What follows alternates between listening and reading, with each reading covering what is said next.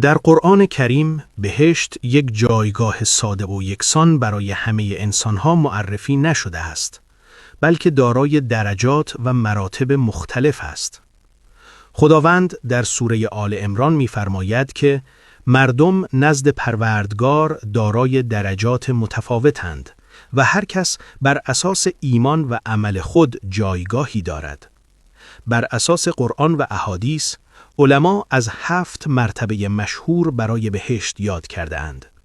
نخستین مرتبه جنت المأواست.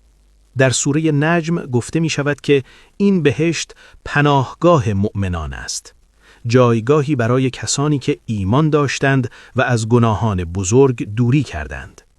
در این مرتبه امنیت، آرامش و نعمتهای الهی وجود دارد و ترس و اندوه از اهل آن برداشته می شود. مرتبه دوم جنت النعیم است. در سوره لقمان و سوره حج خداوند از این بهشت به عنوان جایگاه نعمتهای پایدار یاد می کند. این مرتبه مخصوص کسانی است که ایمان خود را با عمل صالح همراه ساختند و در زندگی دنیوی شکرگزار بودند. مرتبه سوم دارالسلام است. در سوره انعام آمده که برای بندگان صالح نزد پروردگارشان سرای صلح و سلامت وجود دارد. در این جایگاه نه بیماری هست، نه دشمنی، نه ترس و نه اندوه. همه چیز در آرامش کامل است. مرتبه چهارم دارالقرار است.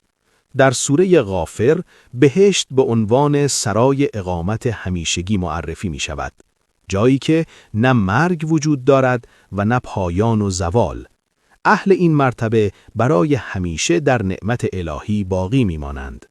مرتبه پنجم جنت العدن است.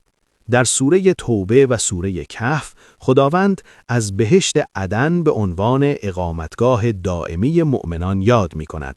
این جایگاه برای کسانی است که ایمان و عمل صالح را تا پایان حفظ کردند و در راه حق ثابت قدم ماندند. مرتبه ششم الفردوس است. در سوره کهف از فردوس به عنوان بهترین و برترین جایگاه بهشت یاد شده است.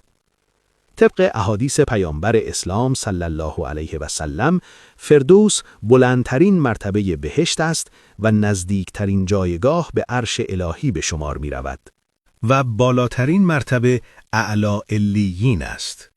در سوره مطففین گفته می شود که نامه اعمال نیکان در علیین ثبت است. این جایگاه مخصوص پیامبران، صدیقان، شهدا و بندگان بسیار نزدیک به خداوند است. مرتبه‌ای که قرب الهی از هر نعمتی بالاتر دانسته شده است. در پایان قرآن به ما می‌آموزد که بهشت تنها آرزو نیست، بلکه نتیجه ایمان، تقوا، عمل صالح و اخلاص است و هر انسان با رفتار و انتخاب‌های امروز خود در حال ساختن جایگاه خیش در یکی از این مراتب بهشت است.